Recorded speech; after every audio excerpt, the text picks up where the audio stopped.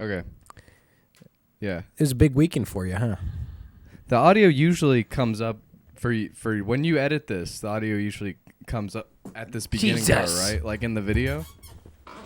The audio, yeah, but it sounds like shit because it's coming from my camera. Yeah. It's coming from your camera. Yeah, but it works. You know, it works, but we're not going to subject the people to that. Well, no. We just had a little audio malfunction. Trevor had a little error. I don't. He must have. Well, it's hit actually it with his elbow or something. You can't. It's on video where. We'll see what happened. Yeah. Yeah. Well, whatever. whatever. We'll see what happened. We'll put that in here. Oh, I assume it was Trevor's elbow or something. Great. He just hit it. It probably was. That's not great. Probably his elbow. That's gonna be really embarrassing. It's gonna be embarrassing. Play it on repeat. It is important it is to. Yeah. It is important to at least see where we're on. Yeah. Anyways, whatever. Trevor's got a big show right after this. He made a point. He's got to get out of here quick. He's got to be. He's like, no, come but on, man. I don't think there. I think it's just gonna be too expensive, and I'm just gonna go to work because I'm broke, so I can't really. So you're just gonna go drive down there. Are you gonna park your car? Pay for parking? No, I'm not gonna pay for parking until I know it's. Right. Yeah. So best case, they knock it down to 30. Tickets are listed at 47. Trevor's hoping no one shows up, and then they find it in their hearts to drop the price down to maybe $30.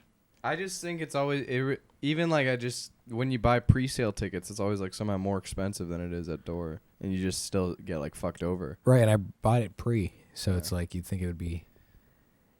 Right, guys? I mean, what are we doing here? If it's the pre-sale and we're buying it before that. Although, what is the pre-sale? It's still a sale. Just to save your spot. Used Kids, they sell physical pre-sale tickets, and I think that's like cheaper as well. Right. That's fun. It is fun. There. It's fun. I took one time. I took a bunch of my tickets in there. Yeah. And I guess nothing interesting. It was a very awkward experience. Yeah. Like, can you sell these? Yeah. Some girl, she's like, what? What? Oh. And it was like, come on. They reached out to me. I love you. He reached out to Trevor. He's got a lot of people reaching out to him. That's my favorite. It's one of his favorites. Favorite records. Probably favorite record store ever. They reached out to me about doing video stuff, and I'm like, I followed through. I was like, hey, I'd love to do video stuff, and then they didn't. They didn't continue with the follow through. What would they even do? I don't know. You wonder why people do these things sometimes. What? Own a record store? No, yeah, that makes too. You think. It makes you. It's like I got enough records to fill up a whole house, so might as well just have a whole house that sells records. Yeah, that's. But then you got to pay for the. Yeah. But that's fun. Yeah. Is it? I mean, I guess. I don't know. High Fidelity. Who wants to talk about music? I know. I like this one. It's like cool. Well, that was like back in the day. That was how you found out about new music. That's true. Like when there wasn't any internet, you'd go to the record store and this grimy dude would show you like a bunch of stuff. He's heard it before, and you haven't, and it's underground. And now you know about it because he shared it. And it's it was way more of a word of mouth thing. And there's plenty of word of mouth going around, now. But yeah, I mean, I don't know. It's a great spot. Yeah. But then it's like sometimes talking about music with people can be fun, and sometimes it can be just abysmal. Abysmal. Yeah. That's a big one. No. No, it's not. Abysmal's like not great. Yeah. It can be not great. Massively not great. Because they're saying like, "Hey, I've actually heard this song before," and I'll tell you a fact about it, and you're like, "Dude, I could watch the YouTube video if I wanted." Yeah. Yeah. I like interpreting music and like. Plus the real estate prices. I mean, talking about what it could mean is fun. It's like to have that storefront. About a record store? Yeah. Yeah.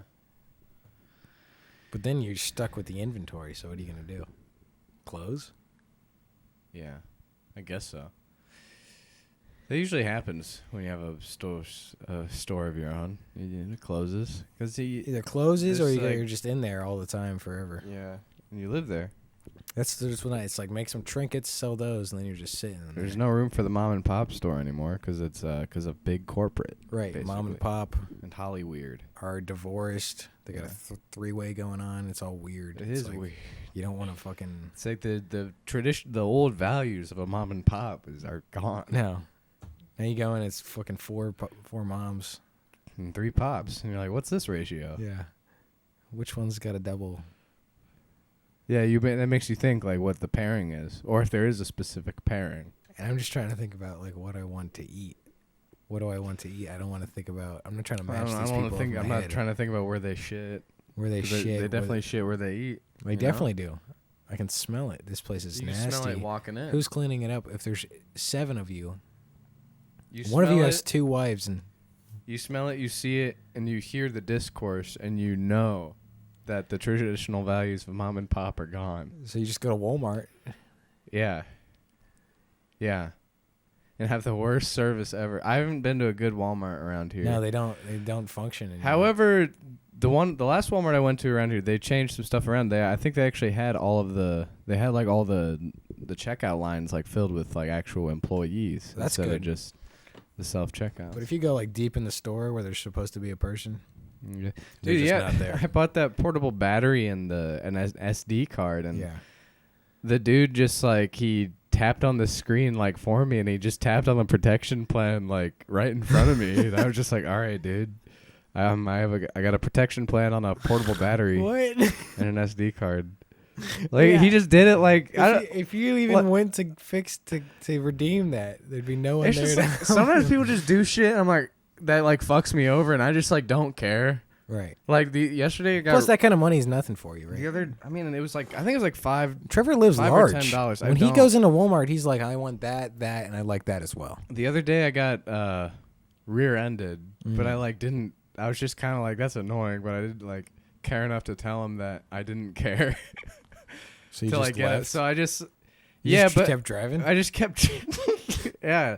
Well, I like my car's like it looks like shit anyways. It is a shit. It is, and I knew it wasn't gonna do anything. It was raining, and I'm not even like a good driver to like a good enough driver to be like, dude, you need to freaking watch your shit. And then like I just kept driving, and then they like. At one point, I was getting out to. I did get out to like see if there was any damage, and they were driving away, like they were like scared. So then I just felt bad that I scared them or something. What did you do? I don't even know. Like, and we just kept going the same way because I had to go to Target, 8 minutes away. It was raining.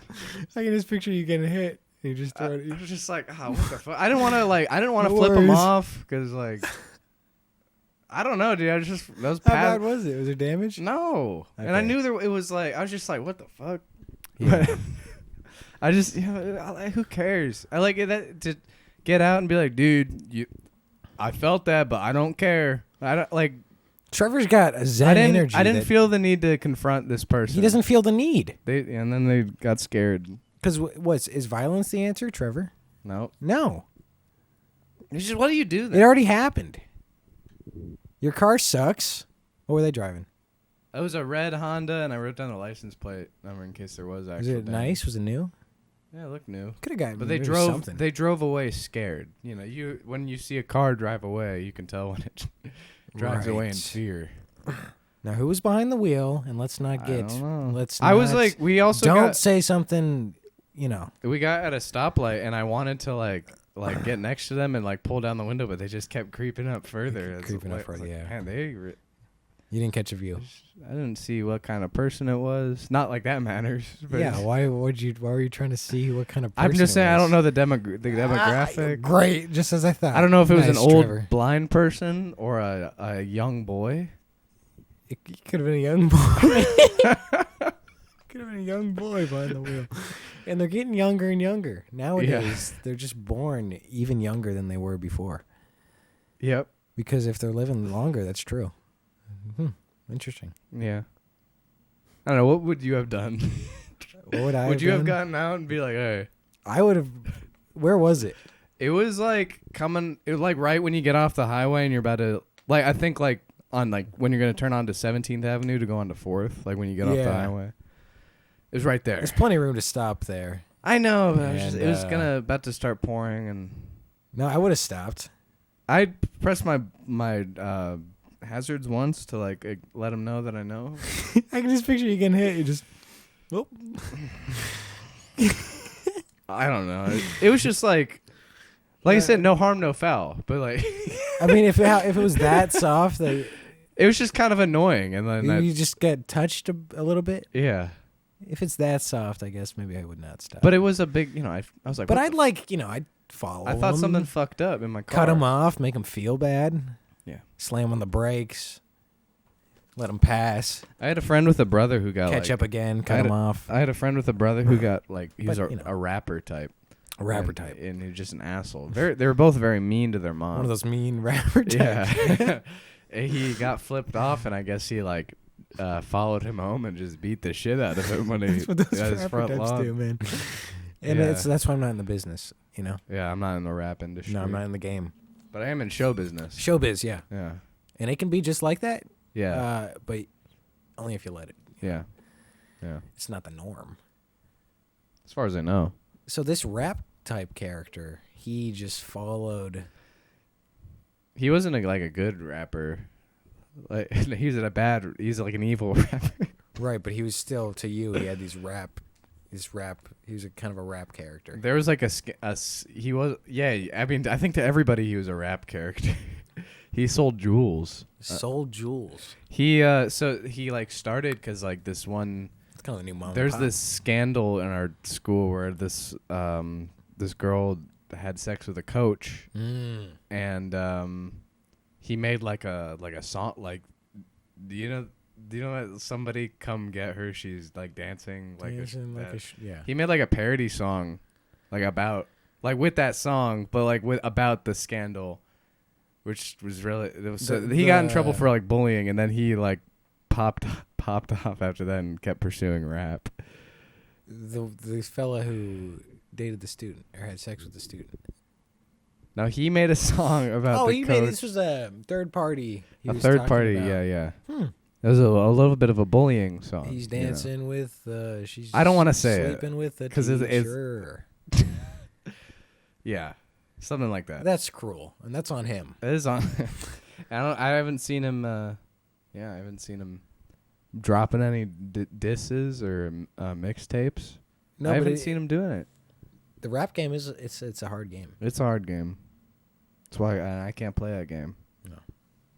No player. So we got Zayn. Coming in. His last name, we're gonna get back to you. Yeah. I just don't know how to pronounce it. The pronunciation is a thing. I know how to spell it. Tell us a little bit. Tell us something. He's an excellent drummer. He plays in 3 bands around here. At least 3 bands. I live with him. Great guy. Surely you got 10 things about him, right? Yeah. You live with him. He's a great guy. Yeah, he plays guitar and he plays drums. And him and my other roommate, Alec, are recording an album together, which has been fun to listen to and talk about. They're getting there. Yeah. Right. It's Alec's music, corn-fed. I met him over 2 years ago at Dirty Dungarees. Fact. I got the date on the YouTube. That's just a fact. Oh no. Okay, we're good. What'd you do, man? We got loose wires today. Anyways, So yeah. All right, yeah, he has 3 jobs. Yeah. He's a hardworking guy. Hardworking guy. Yeah. Yeah. Very. What's he doing? And we'll get into that with him. You don't have to, tell us his whole office life. job, restaurant job, coffee job. That's a lot of jobs. Yeah. But maybe it's a necessity today. Maybe we're going to find out. I'm excited. We're going to find out. He's very fun to talk to. He's fun to talk to. He's a good guy. He's a good guy. So this is a lot of reasons we're bringing him on the show. Yeah. So yeah. Not only are we going to have a good time, but I think the viewers are. I assume, it's you guys are listening. I do think 8 a.m. Monday. This will be right there with us. You're drinking your coffee. I think this will be headed out to work. This will be one of the greats. I do think that. This I'm calling it. This is gonna be one of the 25, episode 25. One more, and we get that half-year special. So we're gonna have the 6-month big special celebration. Join us next week, next Monday. This time, you know, you guys are. Should we do a 6-month special instead of having a guest? Yeah, let's figure it out right now. Yeah. Okay, we'll do a 6-month right now. We'll do a 6-month special. How about we let's go somewhere, man. We'll hit next week. Let's go somewhere. Right. We'll hit up.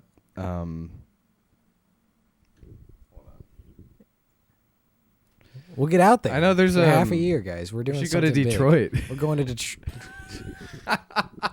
I love Detroit. We'll get some weed. You'll love we'll Detroit. Get some weed and what are we gonna do in Detroit? Dude, there's plenty to do in Detroit. God, the drive from that's Columbus a good Detroit, and then Detroit is. We could. That's not a bad drive, and then we could probably stay at my parents on the way. On the way back. What are we doing in Detroit?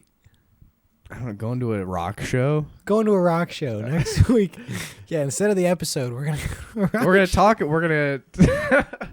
Yeah, because it's a celebratory thing, you know. It's a celebration. We earned it. You guys are. The episode opens with us talking like usual. Then we go to the. Yeah, then we go to Detroit. We film it and we talk about it. Film the road. You guys are gonna love it. Yeah. And I wasn't gonna say we should travel somewhere. I was gonna say we should just do a 6-month special. Maybe look at some old clips. And then maybe do one or two. God, it's horrible. Write 1 or 2 sketches. Like Jesus. And do them. You're getting exhausted. I could tell by the looks of you.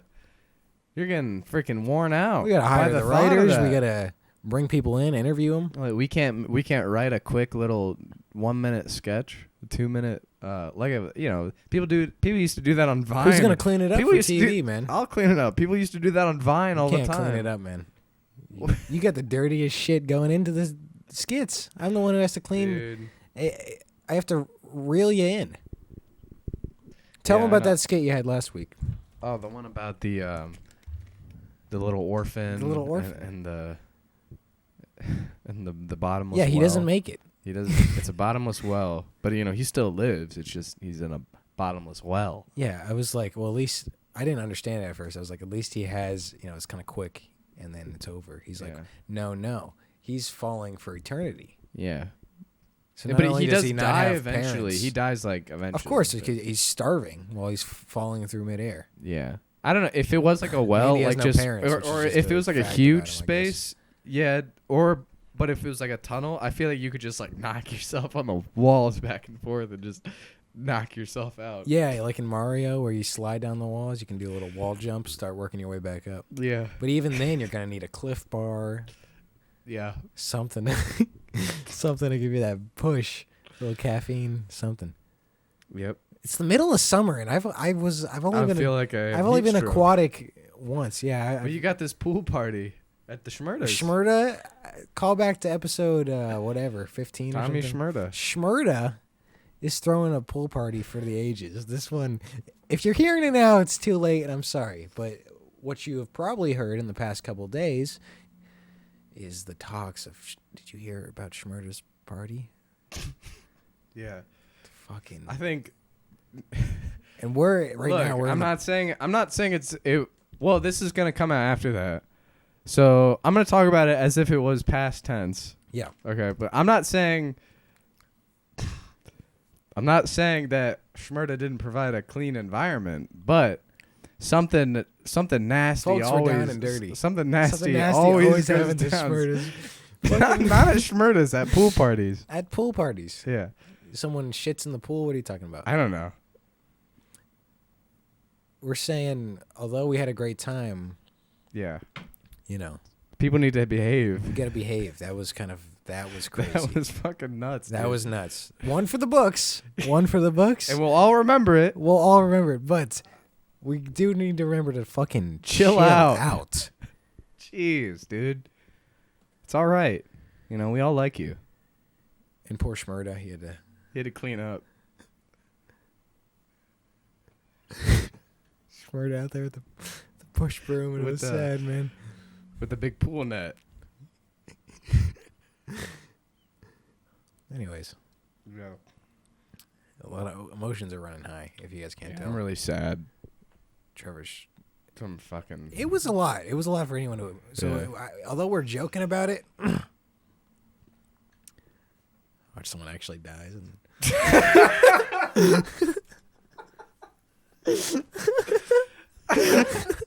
Dude, so you know the Final Destination movies? They're all like based on like real like freak accident deaths apparently. Well, give me I don't know. You don't know that? It's like basically just like people die and that they're like just basically just freak accidents. One of them was like a guy like sat on like a pool drain and his like guts got sucked out through his asshole. Yeah, that'll happen. That happened to like a little girl, I think, which is really sad. But I think in the movie happened to like probably like just like a teenage guy, and it was probably more funny. Right. And then everybody in the theater's like, that would never happen, but it did. Apparently, yeah. So I think as far as I know, nobody's organs got sucked out through their asshole at Schmurda's. No, we didn't. I didn't see that. It didn't get to us. I feel like we would have. If it happened, they covered it up quick. Yeah. We stepped out for a second. Remember that? Yeah. Remember that? That was fucking wild. That was wild. Anyways, fucking ain't no party like a Schmurda party. Anyway, we got Zayn coming in, and this guy 3 jobs. Jesus Christ! The fact that he could squeeze us in is unbelievable. So, yeah, I know. Really, I see it for a guy who has 3 jobs. I feel like I see him a lot. Sometimes I don't see him. You're saying he's lazy. He doesn't have a lot. No ambition. Although he's got 3 jobs. Sometimes I don't. Sometimes I don't see him for a couple days because I'm busy. Oh, you're busy. But yeah, he. What are you doing? I'm just saying he makes it work, and that's pretty cool. He makes it work. That's really cool. You got to make whatever you're working with, make it work. Yeah. Is that your take as well? That's my take. 25. Wow, that's a nice. It's a nice number. Yeah. Yeah, it is. Yeah, good one. This is gonna be a good one. This is gonna be a good one. Yep. You fucking.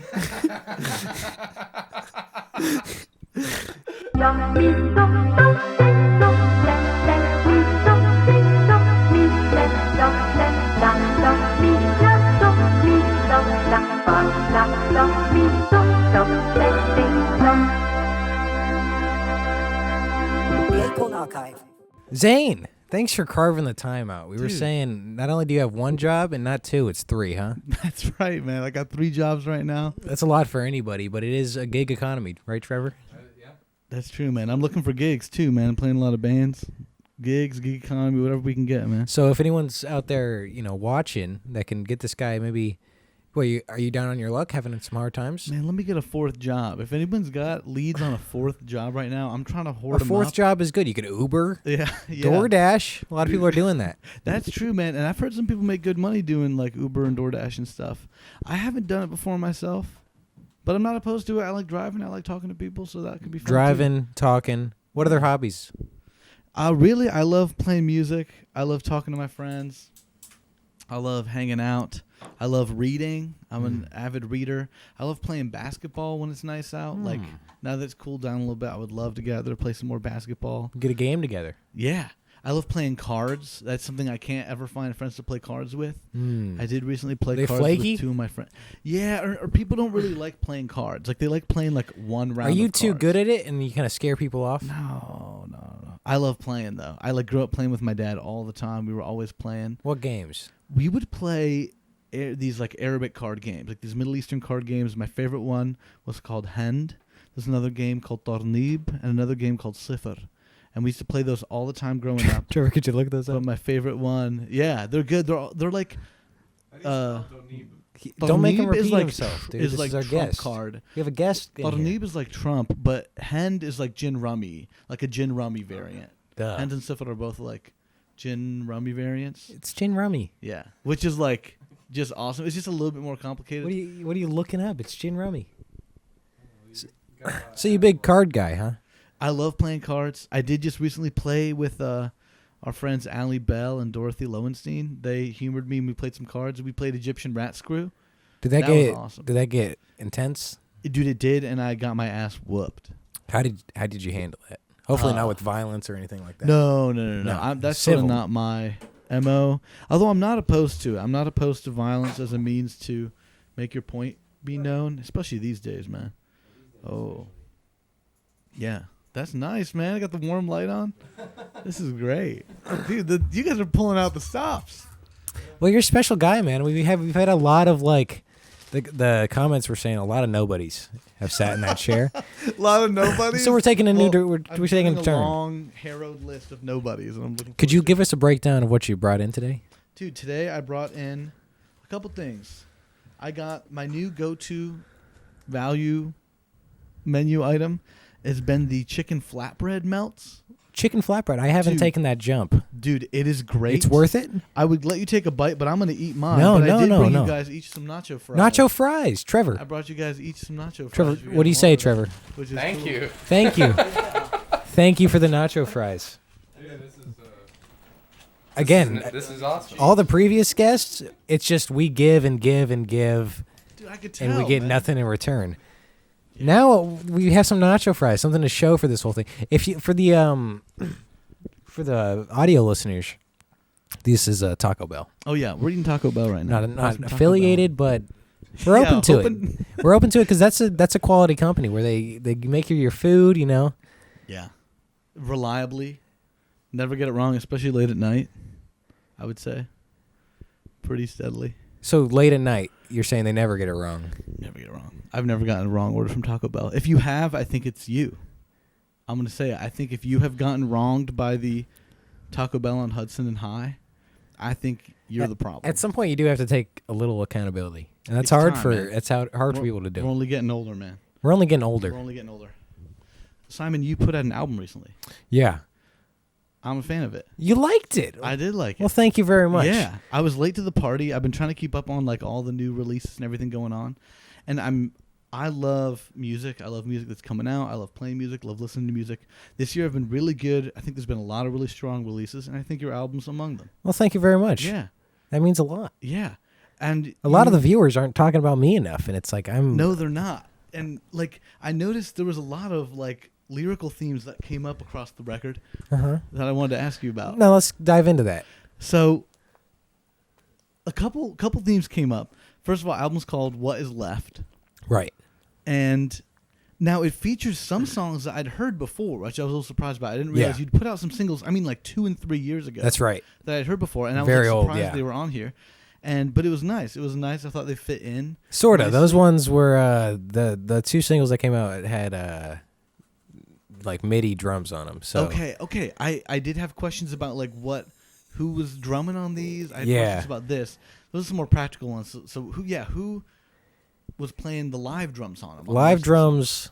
So I did those 2 MIDI drums, and then had Owen Cogburn, and a previous guest had him do a couple songs, and then this guy named Henry. I forget his last name. Okay. He was just a session drummer. He was very good. Sick.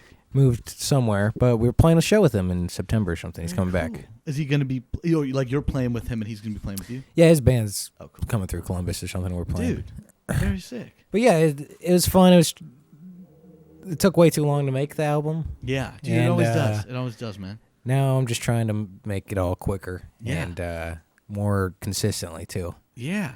Because that's the actual thing, you enjoy. That's why you get into it, is to make the things. Yeah. And once it stops being enjoyable to make the stuff, it's like it's easy to just like go find other problems to fix.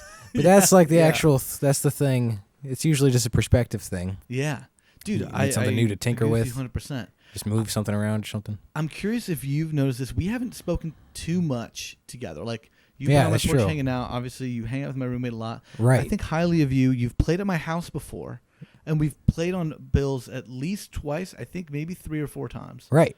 But so you would have played at my house when I was throwing house shows, which was a blast. That was fun. You guys were a fucking blast. You guys were crazy. I was like 16 or 17. I mean, it was crazy. You were a kid. Yeah. And I had no idea, and you like were ripping it up, and it was awesome. And there's a great video on YouTube that recaps it, A Day in the Life of a Rock Star, lest we forget. Right. But you are the real rock star, man. You are really, really good. Well, I remember thinking that I was like, it was one of those things where I don't think I found out how old you were until like maybe after you played or something, and I was pissed. Oh, well, I was like, man, pissed? what the hell, man? Because I was an old head by that point, man. You're an old head. You felt like it was kind of over, and you were feeling doubts of like, well, what's if he's in my house playing? Dude, what does that say about me? Dude, he came to my turf and absolutely freaked. That's why you kind of shut the whole thing down, right? That's exactly. And you never made a statement about it until now, but dude, that is hard for anyone to deal with. The Vatican shut down. The Vatican satellite campus only shut down because Simon Molnar brought the fucking house down. And I'm sorry. I'm sorry. To those who were there, you're welcome. But I'm sorry to everyone else because what a spot that was. The shows after, were just an attempt to rekindle a lost flame, but Pompeii already happened, man. The ashes were there. Like, the people had died, frozen in ash, volcanic ash and dust and soot. Don't you sometimes wish something fun like that would happen, though? Oh, like Pompeii? Yeah. Dude, I think, it's crazy. Like I guess. It's just something. It'd be cool. Like, there are going to be more and more natural disasters. Like, I'm definitely like a climate change guy. Yeah. It's crazy how many of the disasters we are facing feel like human made. Like, it feels like we're choosing somebody in power, many people in power. Yeah. A certain kind of people are controlling the weather. Is that what you're saying? Oh, I don't even go there. I don't think we're even if they are controlling the weather, like, they're just making life worse without even the weather being involved. Like, it just is horrible. The weather of our spirits. Oh my God, downtrodden. It's torrential. It's easy to flip that too. You think you're all fine, and then 1 second, oh, now I'm not fine. Yeah. Does that happen to you sometimes? All the time. How do you even handle that? Oh my gosh, dude. I think we live in hell. I think it's been easier to manage my expectations of day-to-day life by accepting that I think we live in hell, and any moment that is not like unmanageable suffering is like a blessing. That's a pretty good view, yeah. The powers above. It just feels more in line with what I feel like most people all over the world and in this country are experiencing on a day-to-day basis. And I feel like it feels like easier to reconcile what is going on by. Yeah, that is easier to be like grateful for things than being like it's all great and I just can't see it. Yeah, it is. It's better to be like, well, it's you. Yeah, this is pretty unnaturally good. Yeah. Oh my God. Yeah, people will wear you down. Usually shit. Yeah. People wear you down with that toxic positivity, like don't say that it's bad. But I think a lot of it is about just managing your expectations, looking around, seeing what's there. I don't know that I have a lot of solutions, but I do think that we live in hell and the fire is hot, and we can debate how hot the fire is or whatever. But it is pretty painful, I think, for a lot of people to be alive, and for any number of reasons. And I don't know. I'm not sure what to do about that sometimes. Yeah, but it's nice. It's tricky because in the whole thing, all the good experiences are in the thing too. Yes, yeah. All the good stuff. Yeah. There was something that inspired me the other day. One of my dear friends, Ray Matthew with 1 T, is like a social work student. Did you look him up? Right now and everything. We're doxing people on this. We're just dropping names, addresses as well. But Ray said to me the other day that there's no such thing as joy, only concentration.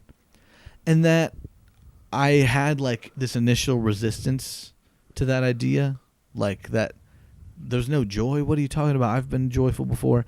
But I liked it because so often like there's this cycle of like moments where I am feeling good. Sometimes I feel guilty for feeling good when there's so many horrible things going on.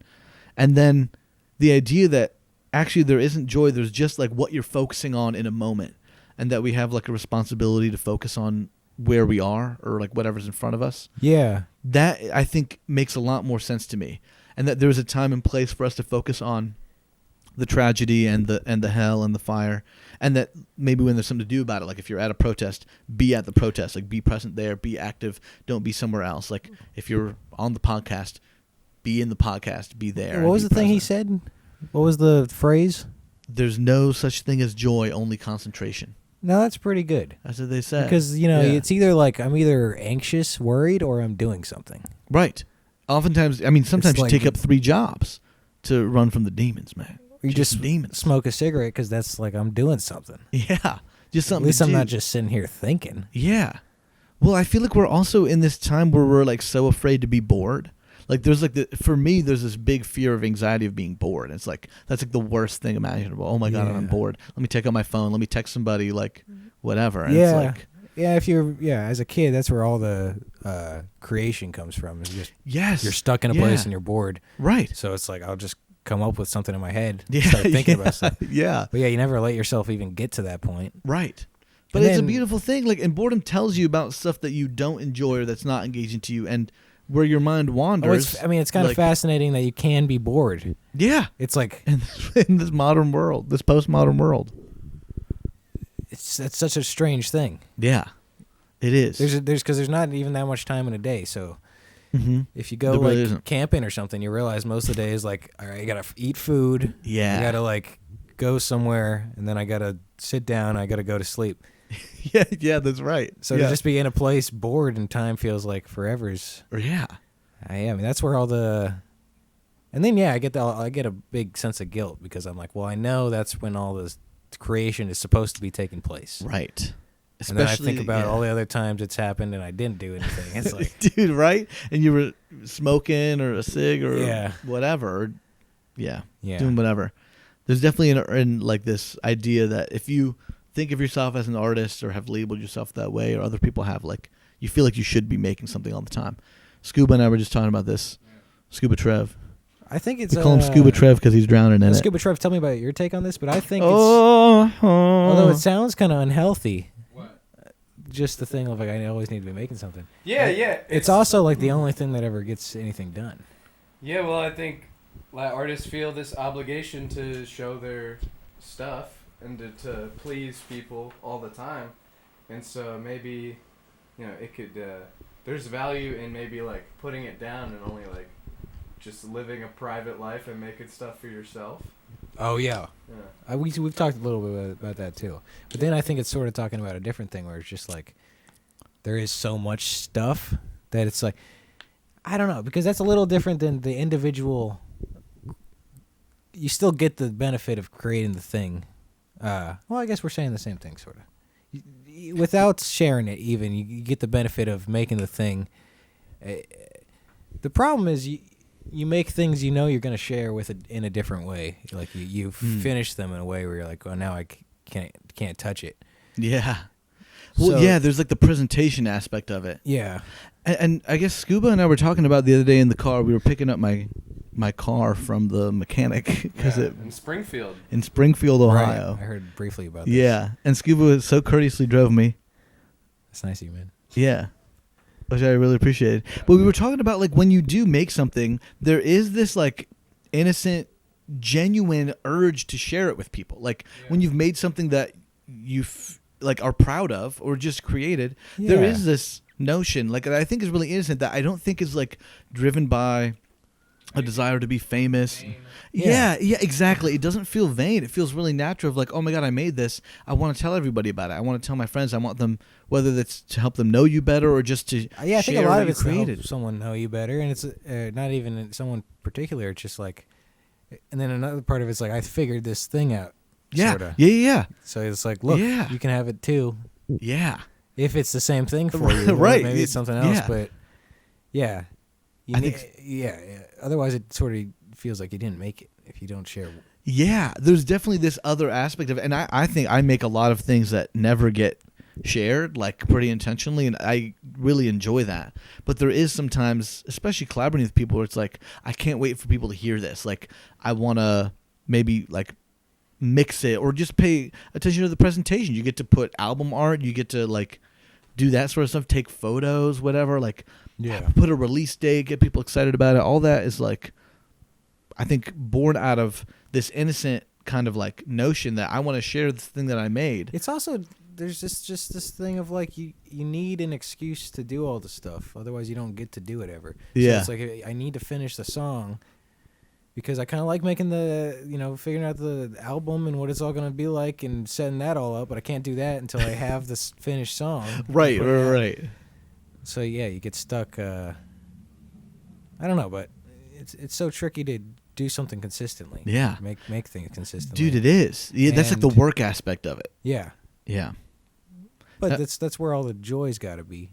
I think so. If we're lucky enough, we can concentrate on that. Like, yeah, whenever I get like super present feeling or whatever, it's like I get this sense of like I can imagine how I can create anything I want right now. Yeah. But then I get anxious because I'm like, I'm either going to forget or I'm not going to have time. Yeah. Yeah, right. In life, like just in general. Yes. Yeah, we're not here for that long. No, we're not. The days feel long and the months feel short. The years feel like they fly by. There's a bunch of little cycles within that where like sometimes you get tricked. You get tricked a little and you're like, fuck. That was that little cycle I should have known. Right. So it's, I don't know. In the back of my mind, I like think maybe life is one big little cycle like that where just at the end it's like, haha.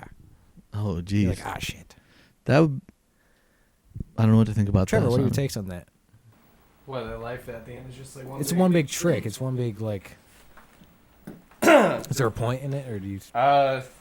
Well, like I always like Norm Macdonald said once. He was like walking on the street and he like met this homeless guy, and he was just like, "Hey, I was at John Rockefeller's funeral. I was at John D. Rockefeller's funeral," and then he just started laughing, and then Norm just started laughing, and then he was just like laughing at everything because he realized it was all just like a big joke. Which is like, I don't know, is life just like, we just do a bunch of shit so we can eventually like just tell someone? Yeah. And let them know and laugh about it? Yeah.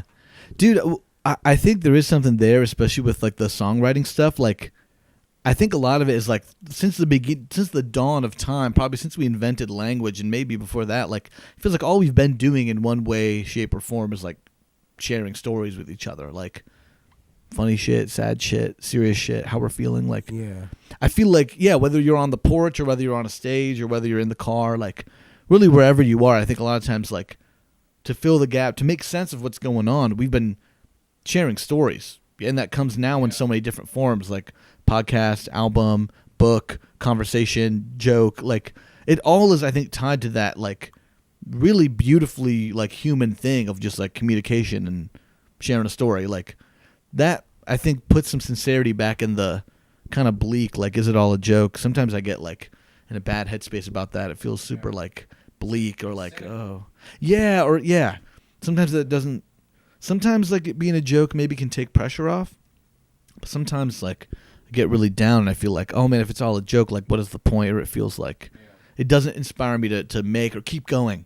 So much of life is, I think, convincing yourself and others to keep going, like, a lot of the time.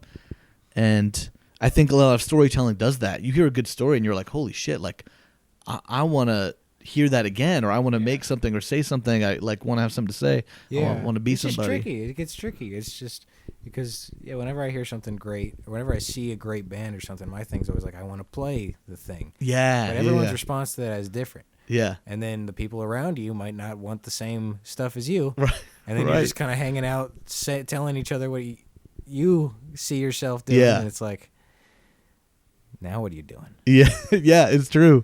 It's so funny to me, like, even if you're trying to, you're all trying to do the same thing.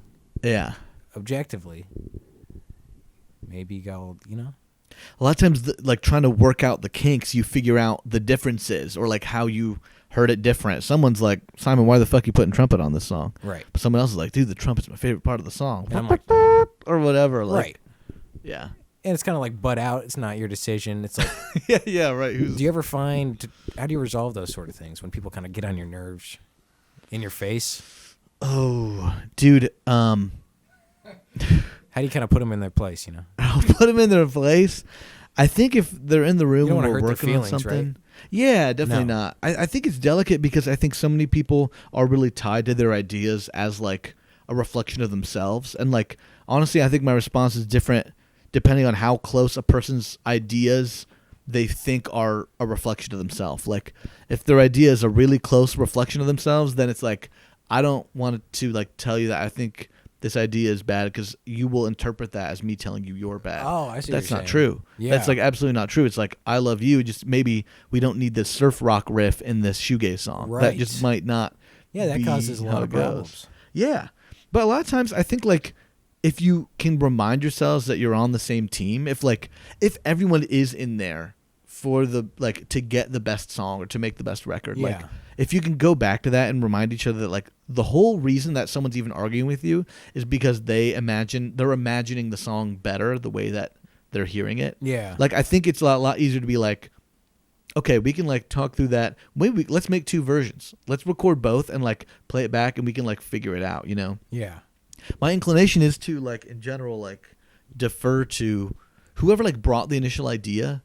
I like want to defer to their vision and see it out, and like if we're all happy with that, it's like that sounds great. Like let's do it kind of as like. At what point are they gone? You know, at what point are they out of there?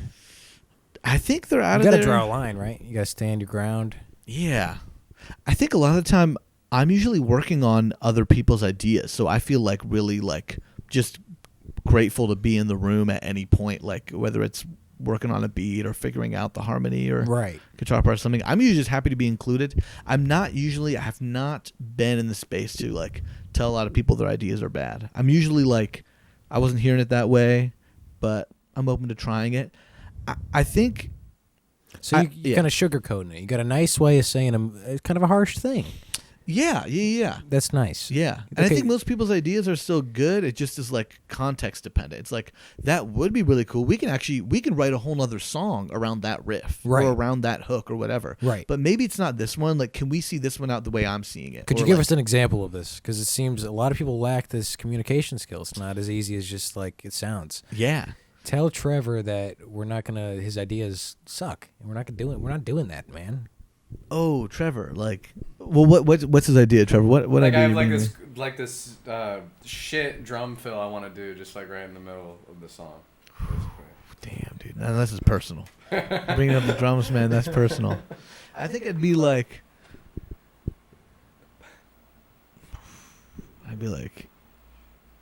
hey man, what do you think for that fill? Like, walk me through how you got there. Like. I noticed. I think first of all, it's how like. You feeling about it? I think what happens a lot. Oh man, that's great. Yeah. Well, I think it makes you feel bad, right? No, it's like but that's just like, I do. Yeah, that is something you would say. I'd be like, hey man, what do you think about Phil? It is a good thing. Like, yeah, just to address it. Yeah. Make it known. It's like maybe not working, and it could be worked on. Yeah. Know? Well, you and I both have bandmates who are not super vocal as band leaders. I think too. So like. Some of that bleeds in there too. Like, it's better, like, so much of, I think, making art is like proving that you exist to other people, and like so much stuff just goes like, you just pretend like they didn't like fuck up those chords, or they didn't do that fill in the middle of the song. So even like pointing out that you noticed it is like, first of all, like, cool. Like, I think even like, it would depend how bad I thought it was. Like, if I thought it was horrible, I would probably like laugh, like just suddenly be like, dude, that was a crazy fill. Like, and crazy can be positive. However you hear it is fine. But to me, you kind of bring it up like that. First with you, where I feel like we could laugh about something and be inside, it's a bad fill. Yeah, right. So you I would hope. Some people aren't aware. When he says that's a crazy fill, you'd go, I knew it was. You're like, hey, is it crazy good or crazy bad? Because you're saying crazy like it stood out, and you'd be like, that's crazy, man. But also, it could be like, oh, dude, like, I like that idea. Like, I want to have a fill there. Can we try a bunch? Like, I think people aren't just like one idea. You know what I'm saying? Like, like I've had this with so many bandmates where I've been like, where I just don't think it's there yet. The really positive way I think to say that like something isn't like working is like, dude, like, what else you got? What else you got? Because it's not saying like, it is just funny. You know what I'm saying? Like, no, so much of it is like someone brings one idea and you shut them down, and they're afraid to bring up another idea. It's like, that's so not what it is. I want to collaborate with you, and I like your ideas. You usually got a better perspective on, well, not all the time, but sometimes you got a better perspective on the person, like how what they can add to it than they do on themselves. So right? Like, you can do something better than that there, and then they usually can't. Yeah. But it is funny to be like, stand there, do it again. Yeah. Keep going. Yeah. And I hope it's not feeling like, just berating someone or like cracking the whip. Trevor, do you feel berated? Like, no. At what point do someone cross that line where you're like, hey, my ideas are worthwhile? I think Trevor was saying he got hit, he got rear-ended, and he waved him down, he waved him off. He's like, it's no worries, and then he just drove off. I didn't wave him off, really. I barely acknowledged him. Damn. Yeah, it happened yesterday. So yesterday? He's got troubles sticking up for himself. You got rear-ended like in your car? The whole back side is just lightly tapped. Okay. Like before we went to Springfield. Before we went? Yeah, a little bit. Holy shit, like dude. A couple hours before. What was the question? He got into a fender bender, and he didn't feel like he had the right to stand up for himself. When you stand up for yourself. Yeah, you asked when my idea is worth pushing. Yeah, I man. think there's like, there's no, you can't have all the good ideas. Like, someone's always going to have a better idea than you. And you got to be willing to listen to that and listen to other people. Who's got a better idea than you right now? I'm sure somebody does. A lot of people comment down below. Maybe. Whenever I work with someone, like, collaboratively, I'm sure someone is bound to have a better idea, and I'm willing to hear it. You're willing to hear them out, and that's important. You Because got I wanna to give and a take. What if I like their idea more? You know, Right. you got to be open to that sort of thing. But I think that's really thoughtful. it is pretty thoughtful. I mean, it's nice. It's a nice ideal, but in practice, how do these things play out? It gets hectic. It gets hairy. Yeah. Depends who you're collaborating with. It depends who you're collaborating. It really with. depends Maybe who's they're in the no room, good. how they take everything. Some people take things really personally. Yeah, Trevor, these people you're playing with, do they suck? No. Okay, so maybe it's you. I don't think this really ever happens, to be honest. It doesn't come up. I mean, not really. You always play it out in your head Well, it's more like, than it like is. Zayn You know? said, it's like not my music. You know, It's not your music. So, Hands off. Sometimes I'm just doing whatever they want me to. That's cool. Now, Zane, let me ask you something. Yeah. Growing up, what was like your boyhood joy? Like, what were you just frolicking through the fields? Oh man. Did you have a dog or something? I didn't grow up with really any pets. No My pets. parents are like, They kept dying, or just they weren't around? no, I had like a goldfish from the like local county fair. Okay, how long was he in the mix? Maybe 2 months. Okay, month or shout two. out to him. Pretty good. But he jumped out of the bowl. Oh, Man, we went to Dayton to go visit Laughing my further? mom's side of the family, and I filled up the goldfish water killed extra himself? high because I was going to be gone for a couple days. Dude said, I'm out. Dude Dude said, peace. I He didn't know jumped they out the could bowl. jump out. I didn't know either. And I came home, and he was on the counter. You gotta keep it shut. I mean, it wasn't even that devastating. I was just shocked that it happened. Like, I don't think I was like, oh, no. I was just like, I wouldn't call it like a traumatic incident or anything. It was just like, huh. You know? I did host a burial, and I did bury the fish in our front yard while listening to Basket Case by Green Day. So it was a good time. But as far as joys of boyhood, I was very scared. Like, I think, like, very, very, like, preoccupied with fear, like, all the time. yeah. As a young boy, just, like, had so much fear of, like, death and not understanding what happened after we die. So much, like stuff that, like, a 4 and 5-year-old probably should not have been. What were you doing that thinking about that preoccupied with. stuff, man? Man, we went to a lot of funerals growing up. There were Really? like we had a lot of like old neighbors and stuff, and old family members and stuff. So we went to a Yeah. lot of funerals, and I think it was good. I think my parents navigated that well. I think they were like, you know, in places all that fear held me and filled it with a lot of love, which was really nice. Like, I think that's really good. But I definitely was way more dictated by fear. Like, so self-conscious, so worried about taking up space, so worried about this, that, the other thing. Yeah.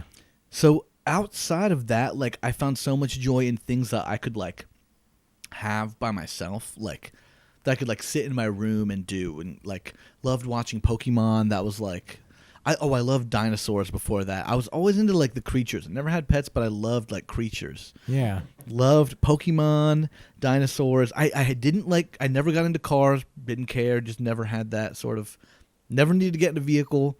I just was like, Pokemon are awesome. Digimon. I loved Digimon before Pokemon. That shit was awesome. Did you watch Jurassic Park ever? I never watched Jurassic Park. Did you love that movie? I would. There was creatures in it. Because it has dinosaurs? Creatures in it, man. You just recommend Jurassic Park because it has dinosaurs. Yes. If Trevor's you a like- movie buff. He's pulling out the stops. If you Deep like- cut. If you If you like dinosaurs, you'll love Jurassic Park. Thank you, Steve, for the rec. It's my favorite movie. Is it really? Yeah. So we could watch it sometime. And because you don't know what you're missing. You don't know what you're missing. Neither do you. Okay. So did you work on those fears? Are you less scared of death and all that? It's coming. They're coming. Yeah, I think I just didn't understand what happened after. I was like really struggling to imagine like what heaven would look like. I remember being really caught up in like, when my grandma dies, what age would she be in heaven? Like that, the logistics like made no sense to me. I was Right. like, is she gonna be like how I imagine her as like grandma, or is she gonna be like in the photos I saw of her as a teenage girl? Is she gonna be like when she got married to my grandpa? Like I remember being like really like frustrated that those didn't have answers, that like there were no practical answers to how heaven worked, which I think honestly gives a lot. Now I appreciate that. I think it gives a lot more room to. I had a big breakthrough when I was like 6.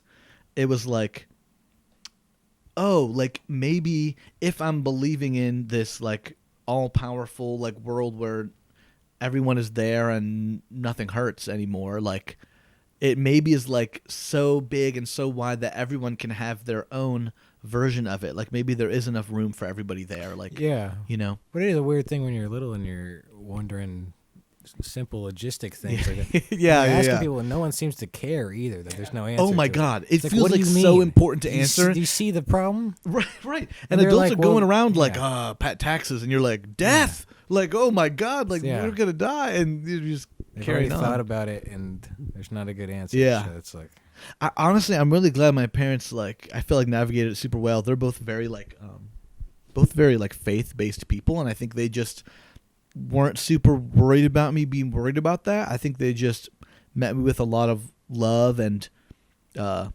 don't ever feel like they were like blowing me off about it. Honestly, I think they were like, you know, this is how I think of it. This is what I think of God or the powers that be in the universe or whatever. Which was just really helpful to know that they like. Yeah. It was kind of nice. Like even if it didn't give me immediate like solace or whatever, it was like, well, whatever my parents believe seemed to give them. They seem to be at ease. So if they're at ease, so I probably got nothing to worry about. Maybe The people worried about me out, ain't worried about it. So like that kind of put me at ease a little bit when I noticed that too. Now, where are you in the arc of your life? Did you have something horrible happen, and then like you recovered, and then like a big incident, someone attacked you, and then you're back from that? Are you planning something? Are you after somebody? Is there a grudge you're holding? After somebody, a grudge, man, dude. We could spend a whole podcast on all of these, and we'll get into it. Yeah, dude. Yeah, well, you could be here all night, man. Like if you'll have me. Trevor. I feel like dude, I feel like it always feels like there's a lot going on, and then somebody asks you, and you feel like, what's going on? But I feel like the whole thing, man, big picture, the whole thing. You're talking big picture. This whole experience. Where are you, man? It's hard. It's hard to see the picture when you're still in the frame. Feels like just that's really real. That's some real shit, man. Write that one. Write that down, Scuba. Scuba, could you write that down? Write that down. No, man, it's hard to see where you are. I think like, you know, we just understand things so much better after they happen, and we're like removed from them. It's hard to tell where I'm at right now. Like if I leave here and get in a car accident and die, like I wouldn't have had the foresight to say, oh man, things are winding down, and I'm really glad to be reflecting on my life right now with you. Like I lack the foresight to know that right now. But I feel like... do you ever fall into the trap of like, well, the future is going to be real great, and you just got to get to the future? Dude, I talk about this all the time. Not with Scuba yet, but Alec and I, my other roommate. Scuba, I got to bring you in on this. Scuba, we got to get you in on this. But Scuba's a little young, man. I'm not trying to... He's a little cagey. He's got his own thoughts. I do feel a distinct... I have a lot of friends who like recognize that some version of we live in hell right now. We kind of agree that, things are rough right now. Things have been rough for a little while. Doesn't look like they're going to get immediately better. But where we diverge is I think a lot of my friends are really optimistic about their own personal lives. Like they still feel like their dream jobs are attainable, or that like they're going to get married and happily ever after, or that something's out there for them. Something big and magnificent is coming their way. Like how couldn't it be? They're destined for it or whatever. I do not share that same personal like optimism about my life. I think I constantly am like trying to like remind myself that this is my life, and in a way that is maybe depressing like moment to moment, but is like a good reminder of like, man, you should work on the album today. Like that your magnum opus isn't going to write itself, and it's not going to like come out of nowhere. Like I think a lot of it is like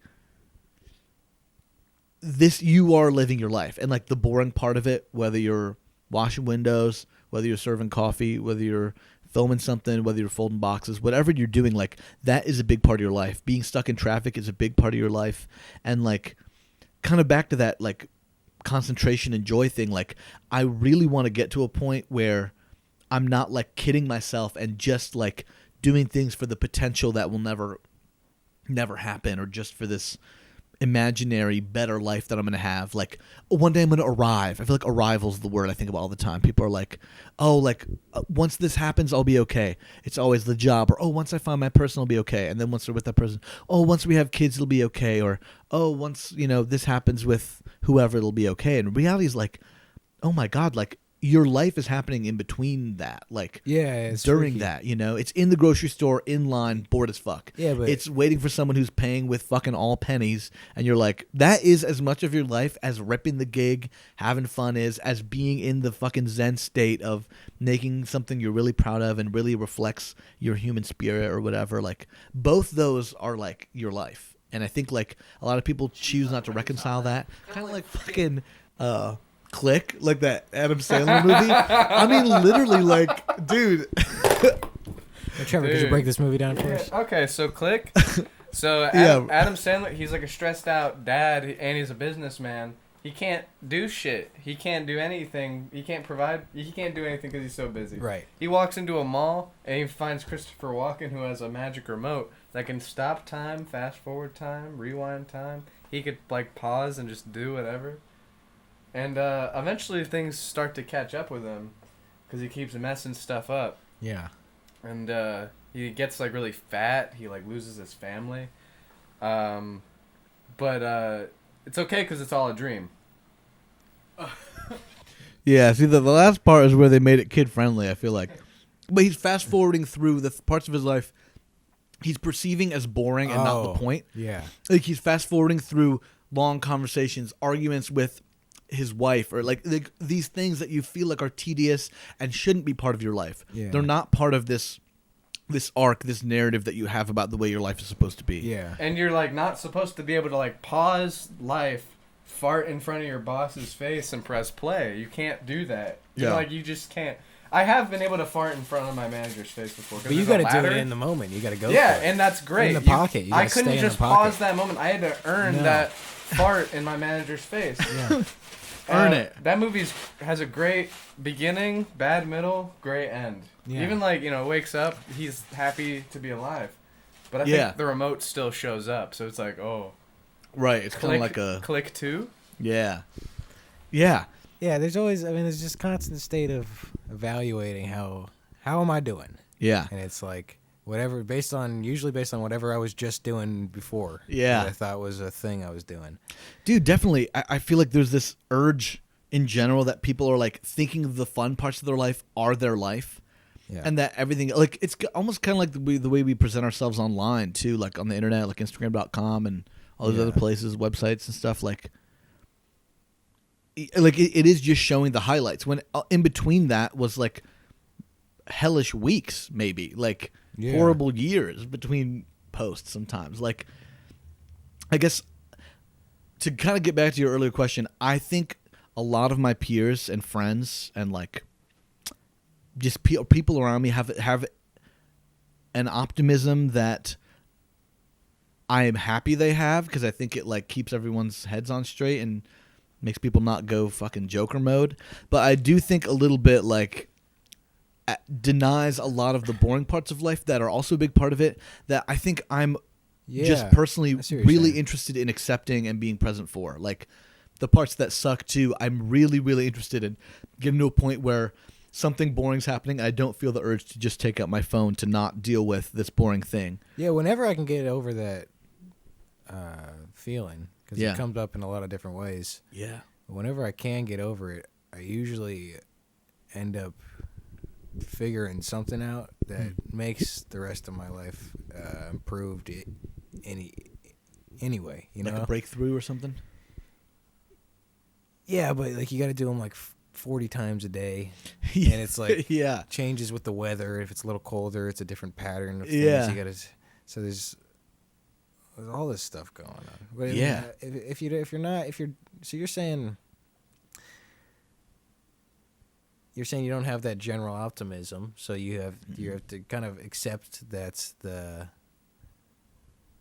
this is our, I don't know, because I always feel like my view on it is like it's already great, because whatever I think of as like the nice thing in my head that I would like to be, it has to have already happened to me, because that's what I'm basing it off of. So you got to figure out some way where I can see it like I did when I was just like a kid sitting somewhere bored in a room. And if I can get to that point, then I can, you can just do whatever you want to do. You just have as much time as you have. Yeah. I like that idea. I think that's really nice. I think similarly... Maybe it's nice, but maybe it's stupid to just kind of keep thinking like... Because then sometimes I'm just like, oh, I wish I was a child, basically. Yeah. And it's like, well, I don't want that.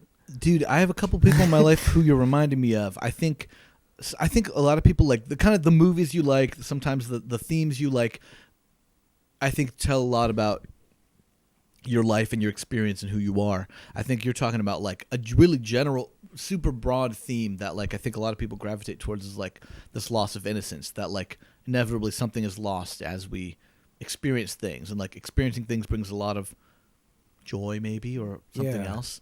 But also that something is lost in that, and I can... Yeah, and then there's this sort of frustration where, like, you're in a moment, and you know it means a lot, and you don't have the vocabulary to speak about it. Yeah. And then when you maybe have a better vocabulary to speak about it, it's so far away, you can't... It's like... But it has to also be the same thing. I mean... But yeah, I think movies say a lot about, what a person's personality. Someone brings out a deep cut like Jurassic Park, they're... What's eating Gilbert Grape? They're an avid movie head. I mean... Yeah. A film freak. Yeah. Damn. Yeah, I think... I think for me, like, a healthy amount of, like, pessimism about what the future holds... like kind of like galvanizes me. Like I think it makes me want to pay more attention. Yeah. It doesn't make me just want to be like, oh, I'll get there and it'll be great and I'll like live in whatever, and feel good. It'll all feel good soon. Not yet, but soon. I don't want to live in that denial. I want to like accept at face value that a lot of life is suffering, pain, or even just boredom. Like we were talking about. I think like base level existence, I feel like in my mind there's fundamentally something I'm trying to figure out that maybe in a lifetime I can get to. Yeah, it's a marathon, man. Like there's it's a marathon, and things takes time for things to click. Yeah. Something that's right there you can't figure out. Yeah. And it reveals itself in time. Yeah. Hopefully you, like you said, have the vocabulary to capture it or write it down if you're an artist, or express it somehow is nice. Yeah, hopefully. I don't know. Yeah. You don't see that many. I don't know. I don't run into... I guess most of the people I know are like 20-year-olds. I don't know what the 30 and 40-year-olds are like. The ones I do see just in places around Columbus seem pretty depressed. I definitely relate to that a lot. I think like I most of the adults I've ever interacted with did not inspire me a lot. Like very few, like a teacher here and there, like a professor, a family friend, or your parents every once in a while. But like in general, I think most adults' lives are pretty miserable in a way that makes me not want to live like them. And I similarly to you, and likely to you as well, Scuba, like I'm always looking for the antidote to that. And I think in my head I assume they must have been doing that too, right? It's like if you want to think they were doing that. Maybe they weren't. I mean, I don't know. I guess not.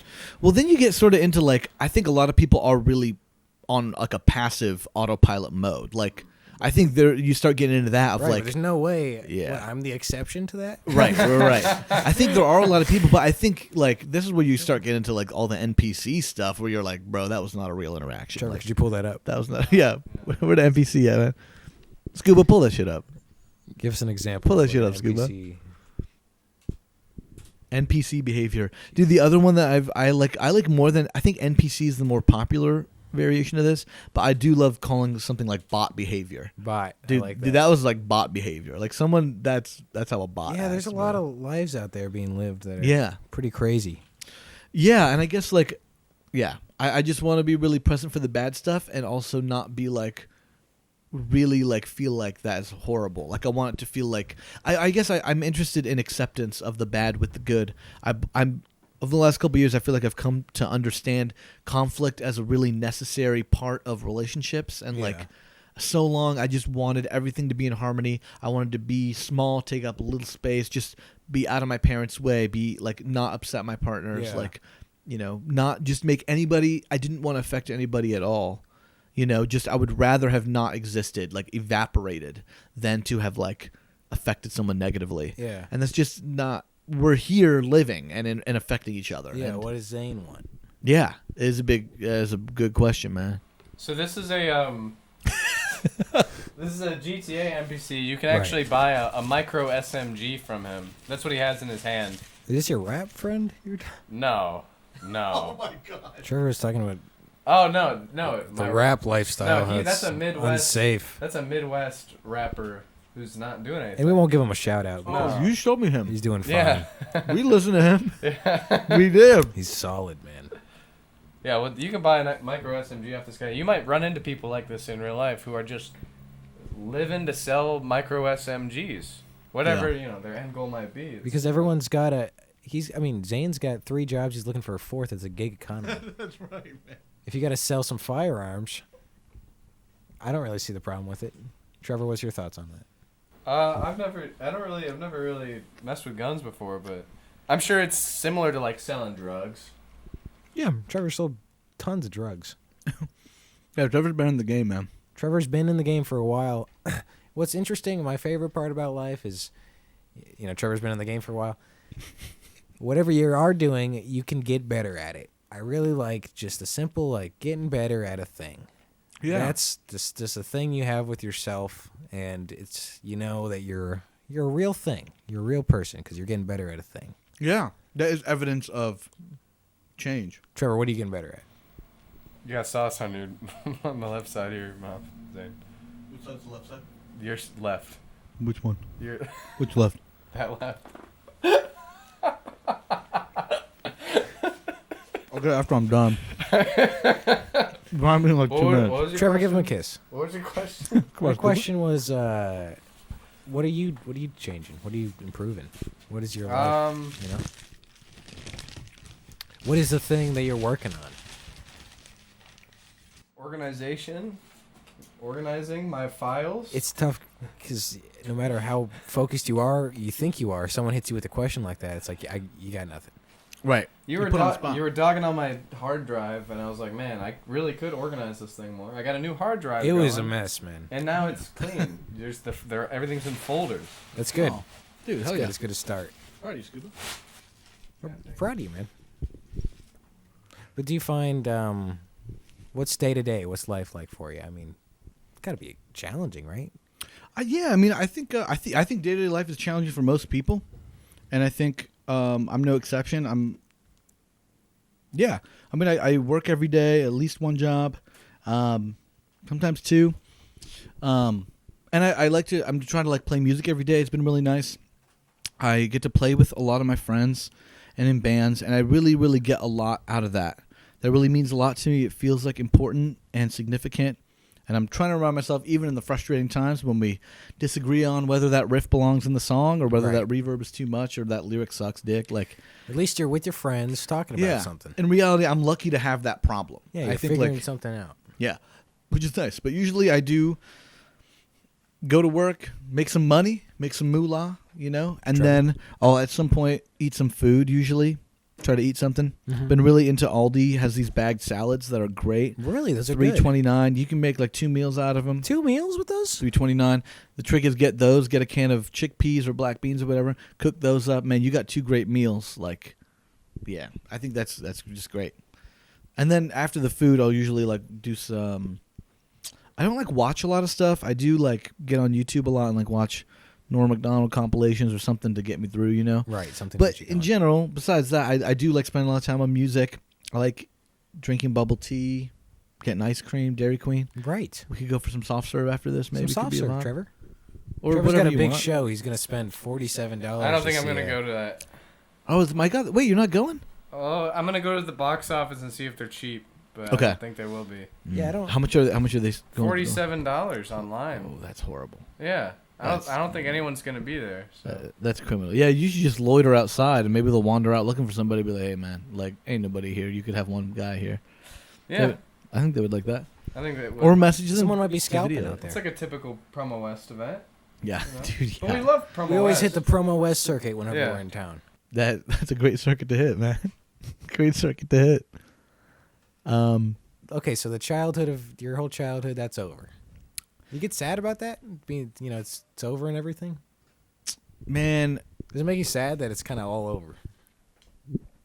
you sing about this on the album. Oh, yeah, I do have that. You talk about this on the record. You've done a lot of thinking about this. And I really didn't want to grow up. Like, I knew from a young age, I was like, I got it pretty good. I got a mom who loves me, a dad who's at work all the time but still loves me. I got siblings who want to be me. right. And I got it made. Pokemon exists. They got new episodes coming. I really didn't want to grow up. I really was afraid of the responsibility. Like, I was afraid of driving a car. I was afraid of like having to like take tests that could determine my future in some way or shape or another. That really stressed me out, and I would tell my mom all the time that I didn't want to grow up. So I knew that, kind of was bracing for that all the time. Are you older than your siblings, or? I am, yeah. I'm the oldest of three. So then you gotta do all the stuff first. Dude, I do all the stuff first. Yeah, firstborn son. Definitely comes with some of its like expectations and stuff, but yeah, I think. Yeah. Sorry. I mean, I'm dancing around your question. I was just gonna say you got the heir to the throne. Heir to the throne. This is right, man. Yeah, definitely. Yeah, it was a big deal to my parents to like have a kid and everything. It was like a big goal of theirs. They both. Do you feel like royalty or? I don't know. I don't know if I think about royalty that much. I feel. You got a royal life, man. It's full. Yeah, I have. Yeah, I feel. Yeah, I'm happy to be my parents' kid, and all that comes with that is a good thing overall. I think. Happy to be their kid. Whatever that means. 40 years from now, what do you want? Like a pool 40. or something? Dude, man, that's a tough thing. That's a tough thing, man. I think like just how much I feel like I've changed in the last couple years. I feel super moody. I think I would like to when I'm old, I would like to like not care as much what other people think about me. I'd really like to not be preoccupied with like what somebody thinks about my outfit or what somebody thinks about like my opinion on something or what somebody thinks about this. I hope that like all those years of life, like so many of the old people that came before us, like they seem to really like have a certainty in themselves. I'm really inspired by people who like appear to really be themselves and wear that well. I feel like very far from that a lot, from like a strong sense of self or a presentation of that at least. So I'd like to feel like that. I think that's what I'd like more than a pool, but pools fine. are fine. Yeah, pool's all right. Above ground would suck, but yeah. Yeah, I always get worried I'm gonna miss the whole thing. I'm gonna click, man. I'm gonna That's what that figure it click was out. about. I'm gonna figure it out right after it's too late. Yeah. I guess I do have this notion as I've gotten older that like I like you had been burdened with this idea of like what am I supposed to figure out? So much loss you're trying to make sense of, just like this constant state of grieving not only your past but the other people you've lost and everything. And like that's a really difficult thing to be doing. You're trying to live in the moment, trying to be present, constantly feeling the weight of everyone you lost, everyone you miss, your old self, your childhood. Yeah. But I think there's this urgency to figure it out, make sense of it all, understand, and then you'll be like at peace. I guess I think a big part of life is like a lot of it just when I look around doesn't make any sense. Like it bothers me. I work, one of my jobs is in sustainability, like dealing with food waste and just waste in general. And it really doesn't make any sense to me that people in this city are hungry and there's also a huge food waste problem. That to me that shouldn't exist in a world that makes sense. I don't think we live in a world that makes sense. And I just think instead of trying to understand it, there's just like I think it's just like to be experienced and talked about and told stories about. I think that's kind of like the role of an artist. Obviously what you're up to, I think what Scuba's up to. Like, a lot of it is just like documentation on like what it was like to be in your skin and bones, what it's like to have your spirit and your soul for whatever. That's all you can really add to the whole thing. Yeah, man, because like so much of this shit doesn't make any sense. The wrong people are always getting shot. The wrong people are always getting bombed. Like, I mean, there is there is very little evidence that we live in a world that plays by any sort of rules or anything. My mom says there's no such thing as earthly justice. She would say that, I mean, my entire childhood, and I was like, what the fuck are you talking about? And now I'm like, yeah, oh my God, I have not seen justice on earth. What do you mean earthly? You mean like the whole earth? Yeah, it's more of like a faith-based comment. Like, only in the afterlife is everything just sorted out. Like, to try to not get frustrated at all the injustices now because you can't find it. Like, if you're looking for truth or justice or things to be made right in your lifetime, you will not find it, and you will only live in agony. I mean, what she was suggesting. I don't know. That makes sense. It does make sense. Yeah. Yeah, I mean, I think it's made a lot more. The older I've gotten, the more it's made a lot of sense. But at some point, when your mom's saying that and you're 5, you're like, just take it at face value. Like, of course. I mean, you know everything, and I love you. Like, what else is there to say? Right. But then you start to understand. Then you see it for yourself, and you agree. You not just defer. You're also like, there's no such thing as earthly justice. If there is, I haven't witnessed it. So, yeah, I guess all that to say, I think so much of life is just actually like to be observed and experienced. Like, we're all alive. And let's talk about it, folks. Let's talk about it. You know? Yeah.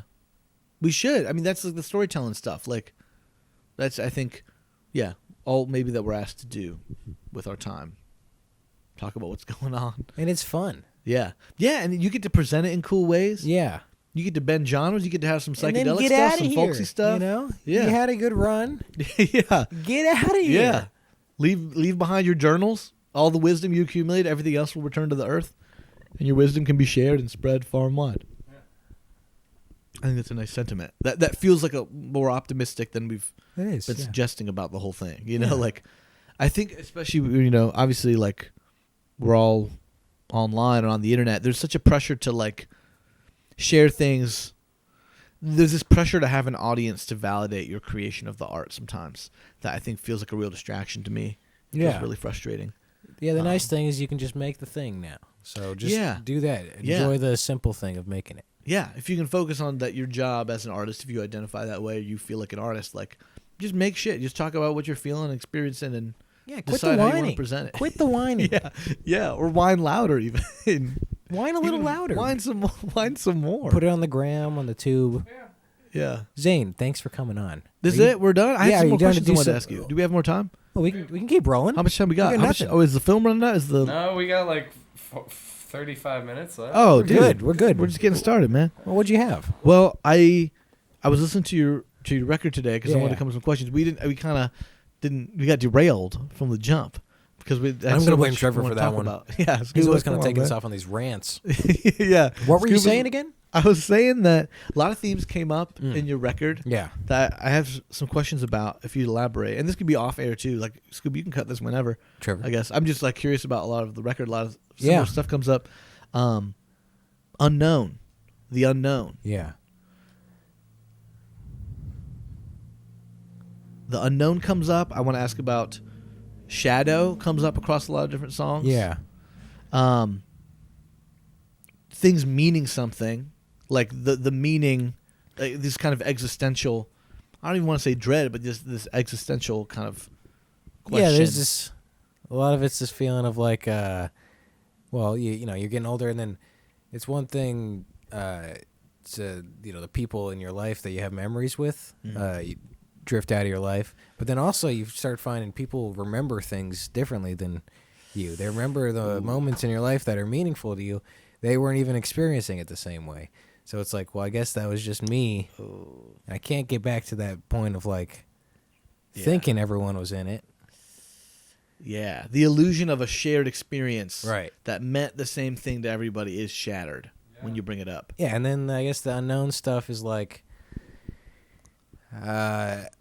I don't know. I miss like it's all over. It's on the song that came out 3 years ago, and it's on other songs. That's why I'm kind of fascinated. Like, this is across a 3-year span that this has occupied you. Yeah, I liked, it's nice in life when people put you in the situation and you got things you do in your life and you're stuck in this thing and whatever, school basically, and you just make the best of that. Yeah.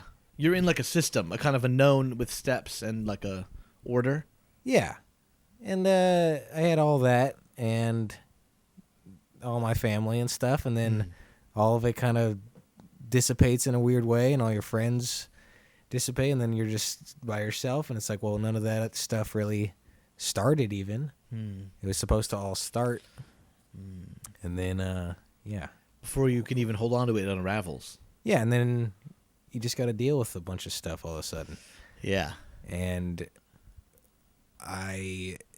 this goes back to, I know there's a beauty in the world from when I was a kid, because I know I experienced it already. And then you get the guilt of like, well, now time's passing now, so it's like, well, what am I gonna do? Can't just do nothing. Yeah, because that's pretty miserable too. Yes. Yeah. You can't just sit there. You're right. We do get to choose some of our misery. Right, but it's hard to choose something. Yeah. Dude, if you sit there long enough, something's bound to happen. Something is bound to happen. You just have to sit there with a good mindset. You can sit there. You can just distract yourself too. Now, what else you got? I mean, well, I wanted to ask you about a couple like lines. Yeah. I liked the like. You say, realize the fabric of unknown is never told, is never denied, never worn. Right. Getting your words spit back at you, dude. Spit back at me. No, I mean, I was just moved and really curious, I guess, about, like, what does it mean? I like it's like the fabric is a common, fabric of unknown is a common thing. I like that you said it was never worn. Just, would you talk about that for a minute? It's you can't talk about it because the thing, whenever I go to talk about that magic of my life that I knew, no one remembers. They either weren't there, or if they were there, they don't remember it that way. Damn. So it's never you can't talk about it. It's never experienced, but there's just this thing of like, why do you even get happy when you see somebody else that you had that it's. They might not have been as present at the same time. You might think of it as a completely different thing, but it doesn't really, it doesn't matter to you. What is the line? That's just to go from the 4 to the 5, get back to the 1 chord. Yeah. Very nice. A classic 4-5-1. Ain't nothing wrong with that. Pop banger. No, that's from Shadow. And that whole song's pretty much... No, that one I'm getting tired of. What else? You don't like that one? Got? No. I like that one, man. Of course, it's been out for a while, so you're probably sick of hearing it, playing it, whatever. Yeah, I should have got real drums on it and whatever. Well, yeah, come over. Me and Trev can lay down some drums and percussion. You and Scoob. We can do like a live version of it in the basement or something. That could be fun. Like, just for fun. Why not? It's go. We'll have a story. Is it gonna be awkward if I get back in the house after I tore it down? I mean, you will build it back up again. Maybe we can build it back up. Yeah. You want to plan a show, announce it? That would be crazy. That would be wild. We'll have to see what's cooking there. I like that idea. I really liked this other part of. I really liked that song again. It was a really cool it's basically the opener, like outside of the kind of intro track, I guess. Is it over? Has it begun? Could you tell me what was won? What's enough? Right. Now, is it over? I don't know if anything's ever over. No, right. I feel you on that. But eventually, whatever your situation is pretty much over, and no one cares to talk about it anymore. And it's like, what is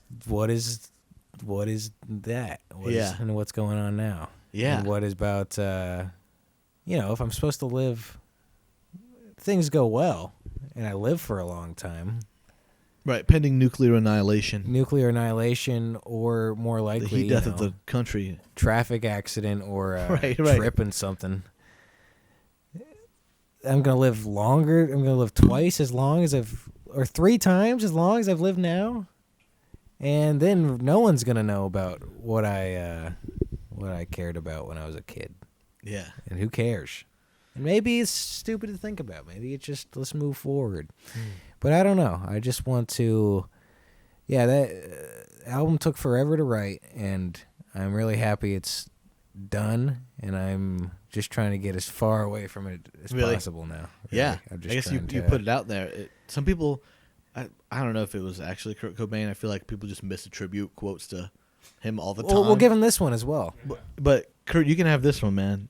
I think he's like, once you put a song out in the world, it no longer belongs to you.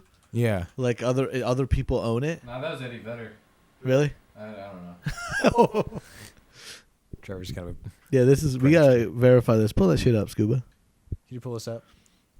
This is awesome. Verify. This is all I got. Oh, there he is. Yeah. So yeah, it was probably him.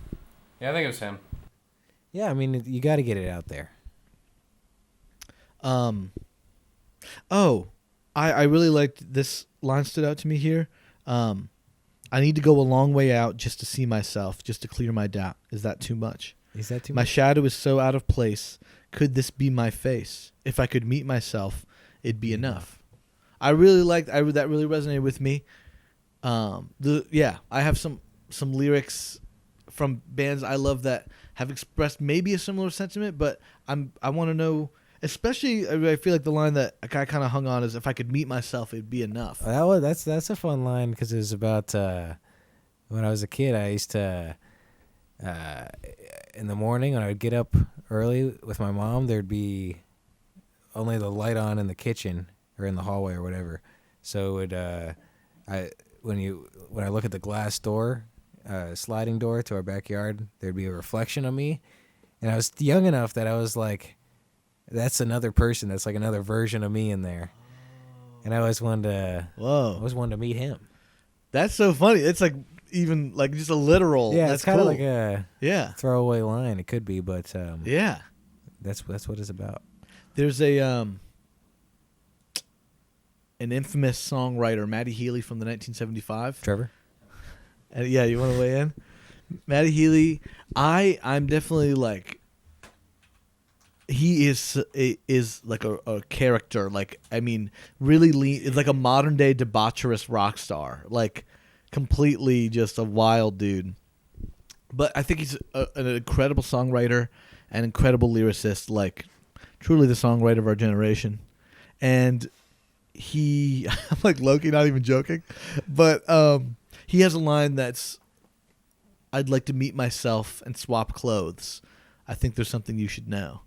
And I always liked that line. I just thought that was such an interesting. When I read this, it reminded me of that. I'd like to meet myself and swap clothes. Yeah. Like, I just thought that was a really funny.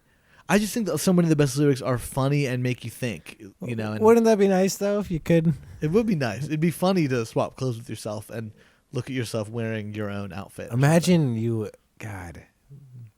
But then you meet yourself and you just start annoying yourself. Yeah, you'd be like, "Ooh, I'm this cringe." Guy sucks. Yeah, you start complaining. You're like, "That's not even a problem." Dude, that would be pretty horrible. God. What else you got? Dude, I really liked the song "Leaving." Yeah, one of the standouts on the album to me. Thank you, Trevor. Trevor hated it. I like that song. You like "Leaving"?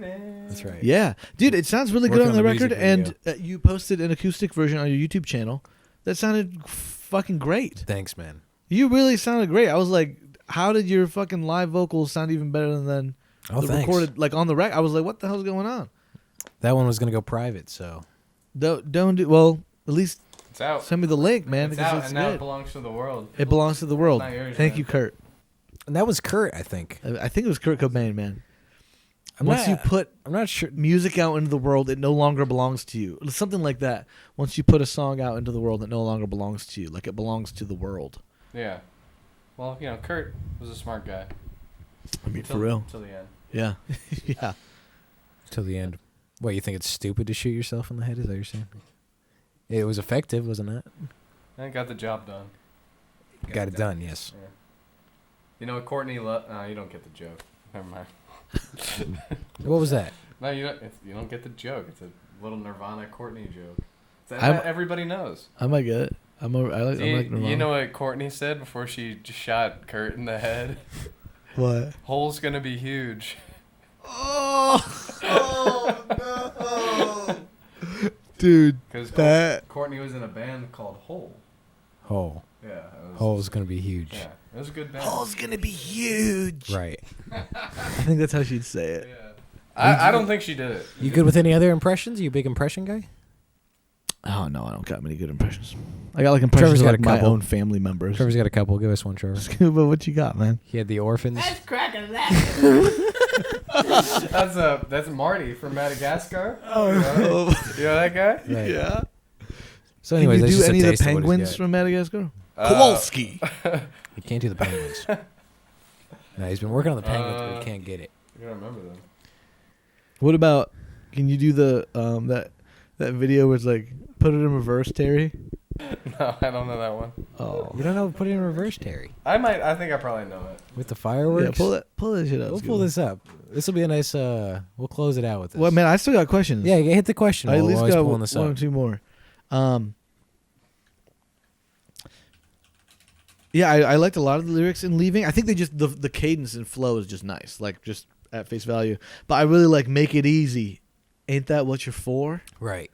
Give this meaning, headed for the door. Must I warn? That first line is so good. Make it easy. Ain't that what you're for? Like, Yeah. damn, that's so snarky. Like, I really like that. I thought that was just A really little entitled, funny. but also it's like, come on, man. Help Yeah. me out. And this is put in reverse, Terry. We'll pull this That's up. right. Trevor, sound, please.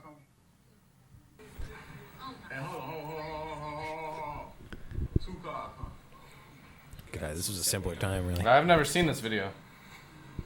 This is the get a reaction.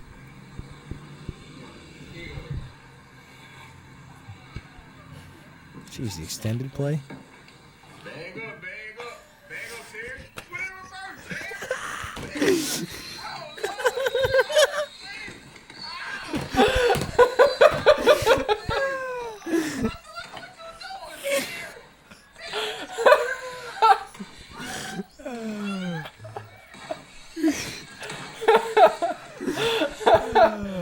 Oh, what the hell is he doing? All right. Perfect for 4th of July. But I really like that song, I'm Leaving. Oh, okay. I wanted to ask you also. Maybe I think this is from It's Over. I don't know if I'm actually getting that right. Let's hear it. And this is a song. Yes. Oh yeah, that's right. I like Then It's Over. I don't know you, but I need to, and I am you. What a moment. Can I hold it? You don't own it. It was stolen. What that last part, can I hold it? You don't own it. It was stolen. It's like, come on, let's have a good moment. And if we're not even going to have the moment, hey, fuck you. What are your thoughts on that? I mean, can't say, but I got the artist here himself. But what is your take on that? I mean, what deferring. does that say to you? Do people get in your face? And Yeah, I guess I didn't know what it was, like what you were talking about, just at the moment. with a moment. It's like, let's have a nice moment. Yeah, The time's already passing. yeah. It's kind of a call to live in the present. Yeah, Call let's to be do. here. Come on. Yeah, Come on. let's do it. Let's go. Yeah, that's cool. Opposed to let's not go. 'Cause Yeah. a lot of people are saying let's not go. Nice. When I hit up Trevor, every morning we got our morning call. Yeah, dude. I And then say, later let's in the go. song, Come on. And he says, I'm still in bed, Simon. I haven't gotten started yet. And I say, let's get it going. Let's get going. let's get going. Let's get it started, man. Let's get it started and let's get it started. Let's get it started in here. Yeah. Yeah. Anyways. I did also. I really like kind of towards the end of the song. Again, one of the themes that comes up throughout it. If you see me, tell me what's this worth. Give this meaning. Please make it more. And that's like, again, now's the time. Yeah. Get it out now. Please make it more. Otherwise, I'm out of here. Yeah. Yeah. You were right. Yeah. I gotta go do something else. Yeah. You know. That's with the whole leaving thing. Yes. It's like, well, I gotta figure it out myself. If you're not gonna help, dude. I also fucking loser. maybe something to end on. Loser. I mean, just Jesus, you know, it makes you. I have your album ranked. Now you ranked it. I ranked the 12 songs. Could you rank them for me? I can't. This might really upset me. You good at defending yourself?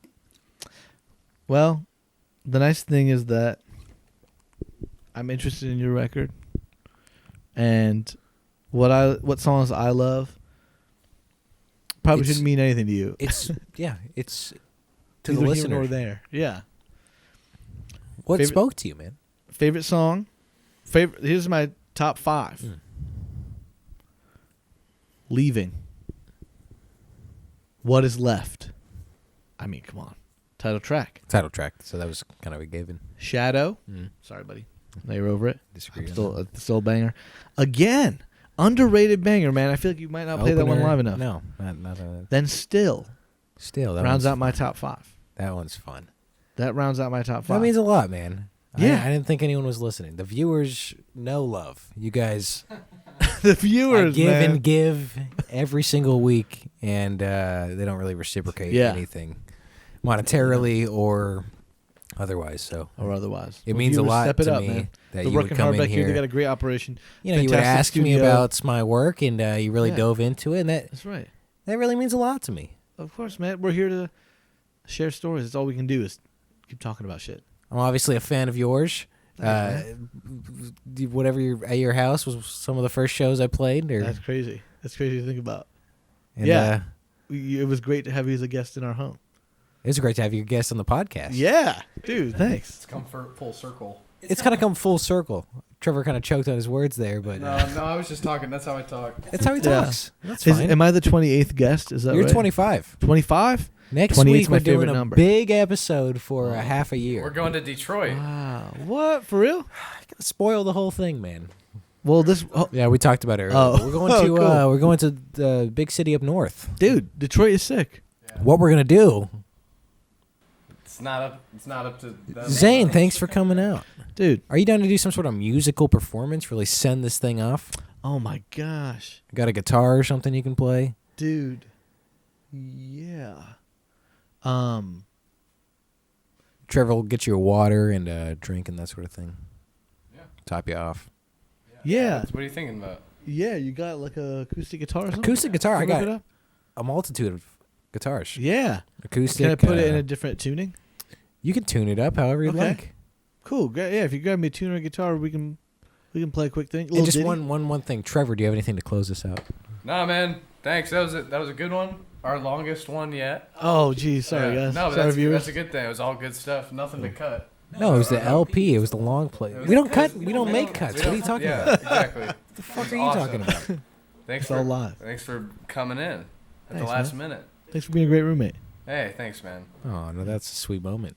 You don't see a lot of sweet moments nowadays. It's all bad, negative moments. Sincerity's dead. Irony is king. We live in hell. Yeah. And we have stories to tell. It's gotta be damn straight.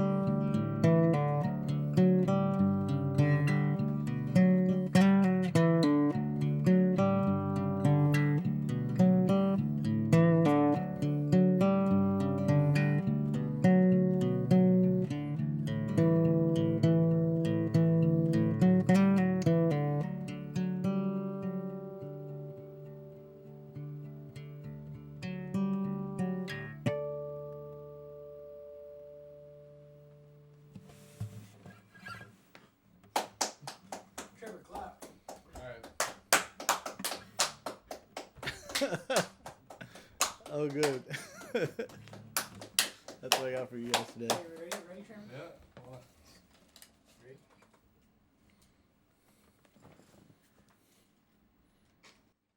Did you get it? Yep. Hell yeah. Oh my god, dude, this is awesome.